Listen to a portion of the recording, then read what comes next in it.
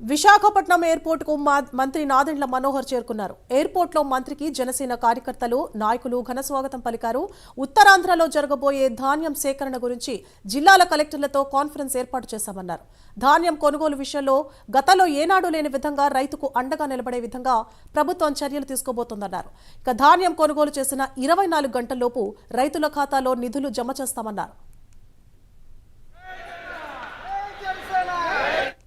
ఉత్తరాంధ్రలో జరగబోయే ధాన్యం సేకరణ గురించి ఈరోజు వివిధ జిల్లాల నుంచి జాయింట్ కలెక్టర్స్ తోటి, తర్వాత పౌర సరఫరాల శాఖ నుంచి, మన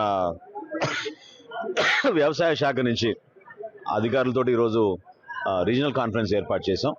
ఖచ్చితంగా రైతుకి అండగా నిలబడే విధంగా రాష్ట్ర ప్రభుత్వం తీసుకోబోయే అనేక చర్యలు, అందులో ధాన్యం కొనుగోలు విషయంలో గతంలో ఏనాడు లేని విధంగా రైతుకి అండగా నిలబడే విధంగా మేము ఒక చక్కటి కార్యక్రమం 24 గంటల లోపే, ధాన్యం కొనుగోలు చేసిన 24 గంటల లోపే రైతు ఖాతాల్లోకి నిధులు జమ చేయడం జరుగుతోంది.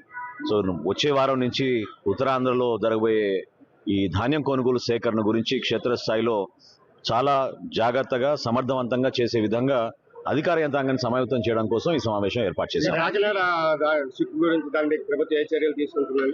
నిన్న మొదటి రోజు అక్కడ తనిఖీలు జరిగినాయండి. ఆ స్టెల్లా అనే షిప్ లో ఈ రోజు కూడా జరుగుతాయి. అది దాదాపు 30,000 మెట్రిక్ టన్నుల బియ్యం ఆ నౌకలో ఉంది కాబట్టి దానిపైన కలెక్టర్ గారు ఒక టీంని వేశారు. క్షుణ్ణంగా పరిశీలించి ప్రతి బస్తా చెక్ చేసి దానిపైన శాంపిల్స్ కూడా సేకరించి మేము నిర్ధారించిన అంశాల గురించి మీతో తప్పకుండా మీ అందరితో కూడా మేము షేర్ చేస్తాం.